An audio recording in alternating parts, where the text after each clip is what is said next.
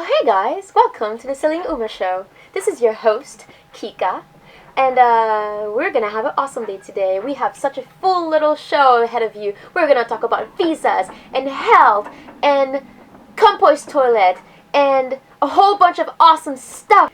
Yay! How was that for a test? Good, you're gonna keep that, right?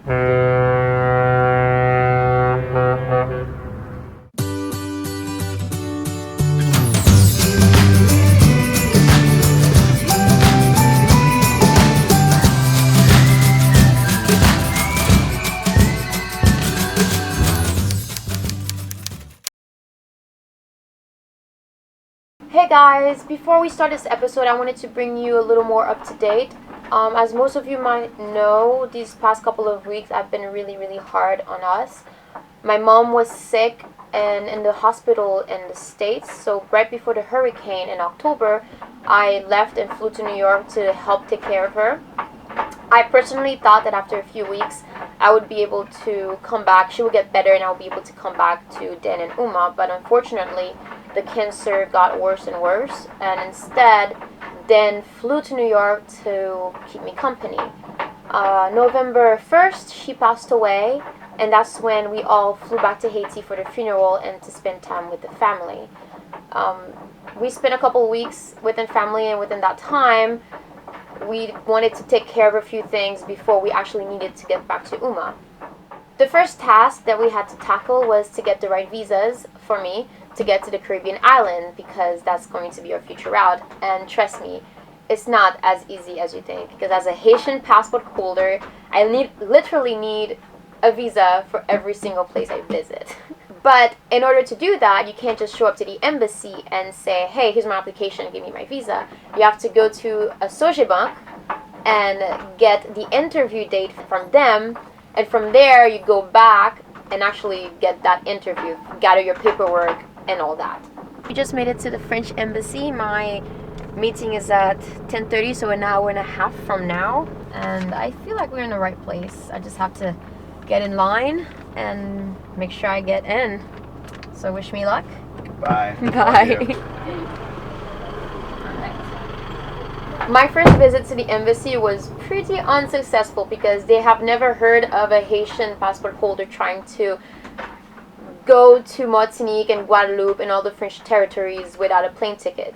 So when I said that I was going to go by boat, they didn't even know what to ask me to bring. They didn't even know what paperwork I needed. So they basically told me to leave, and then they would make a couple calls and ask the right people and then call me back to let me know what papers I need to bring. And by the way, the list of things I have to bring is insane.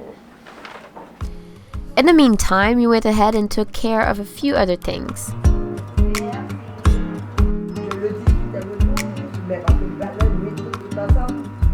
Alright, I'm in good health.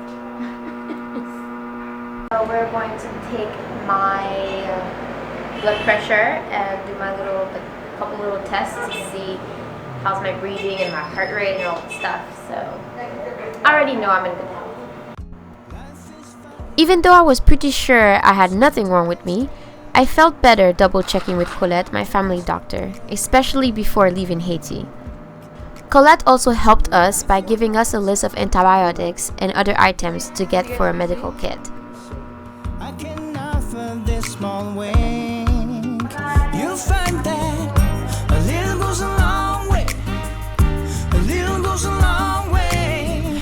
A little goes a long way for love.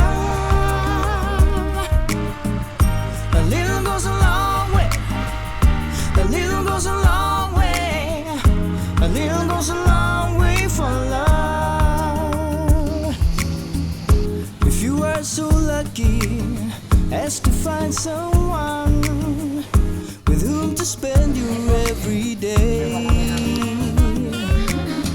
that's in itself a journey, a lifetime of endless study, and you won't master it. So part of doing the checkup is to get my blood tested. So we just got out of the lab and we're gonna get the results tomorrow. So it was fine. It didn't hurt too much. I got the results back the next day, and just as I thought, I was in perfect health.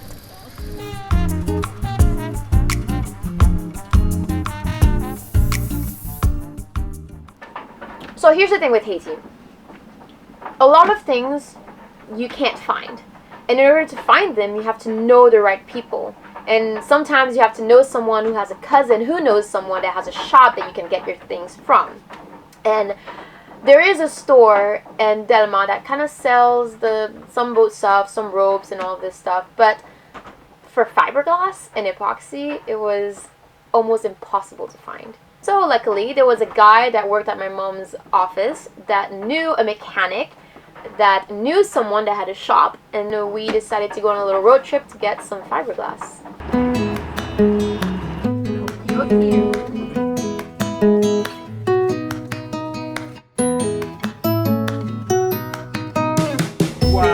Trois onnes fiberglass avec resin And the hardener. et puis Oui, Galon pas trop pour 3 zones là. Non, c'est un travail que vous pouvez le faire, comme ça vous le faire. Ah OK. Ça fait 3300 gouttes.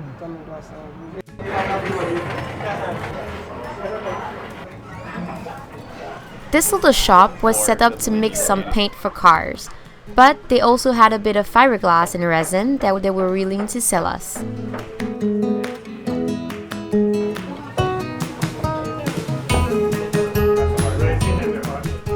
Way back in the Bahamas, our jug of resin spilled on our roll of fiberglass and ruined it. Since then, we have been without any way to repair our hull or fix the little things here and there. So you can imagine, having some extra fiberglass to repair some stuff on a fiberglass boat is pretty important.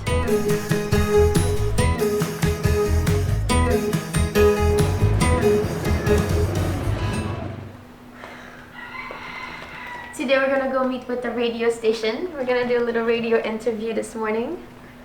I'm a little bit nervous, but I think it's gonna be great. It's gonna be fun. My first radio interview.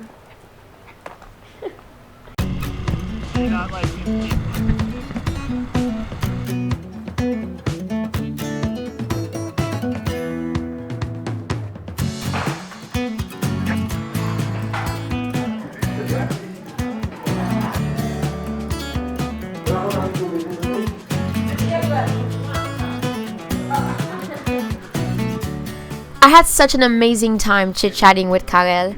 I was able to tell her story and open up a bit more to the Haitian community. For those of you who watched it live on Facebook or listened to it on the radio, thank you so much. It meant a lot to us. And I hope we were able to inspire some of you to get out there and follow your own dreams, however small or big they may be.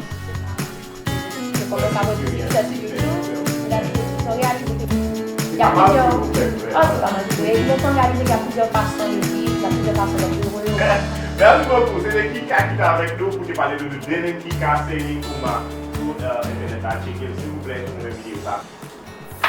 All right, let's take a picture. Let me know when.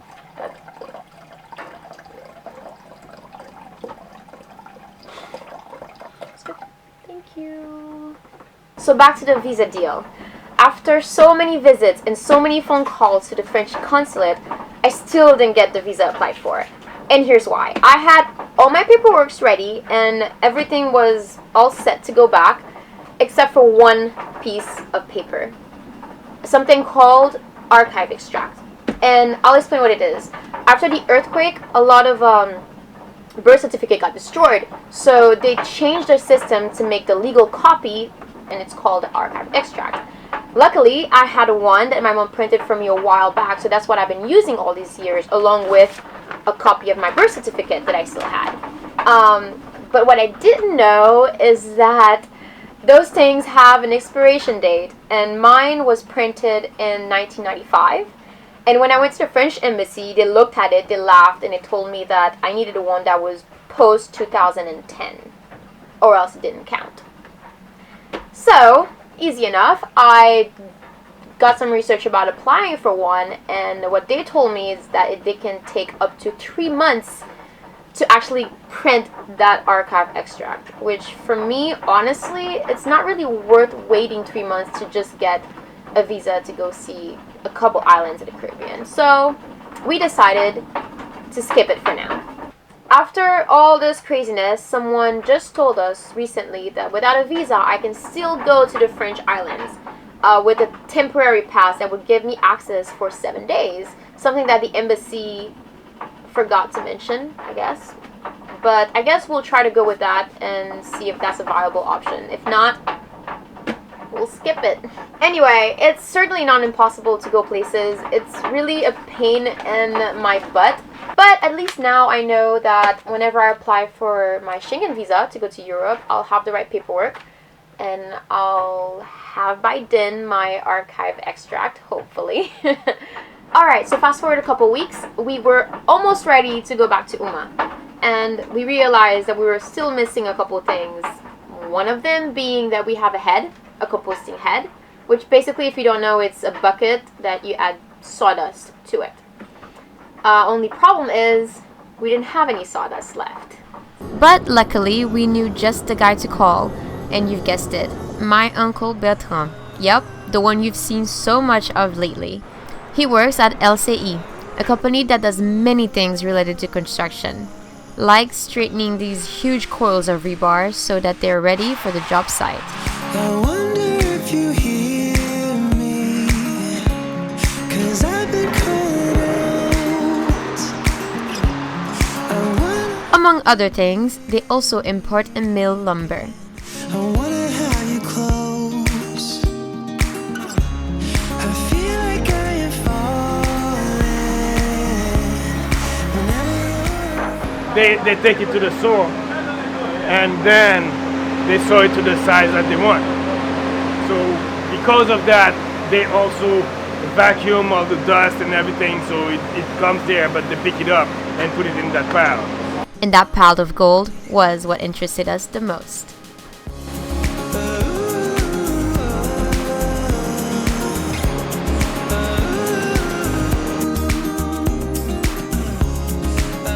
We filled up a few boxes, enough to last a few more months, and we were ready to go.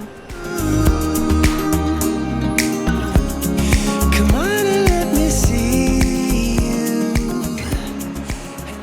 And that brings us to today, where we're finally making the last list of things we need to get and things we need to do before we can finally leave Grenouille and head to other places and move forward.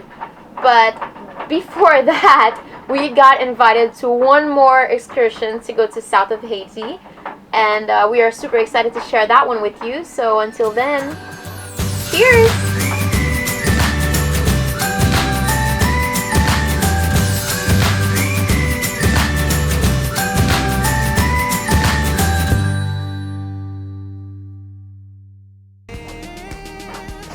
Alright, I think I'm done.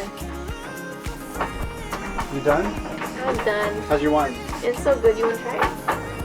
Probably not gonna go very well with my ramen. Are you drinking rum? I don't Well, even- but I'm drinking it anyway. I'm not gonna. You see the waste size it. of this wine vat? It's not even a glass. It's like a whole bottle fits in there. Only gets bigger. Every time she breaks one, she gets a bigger one. That's my rule. 'Cause Cut.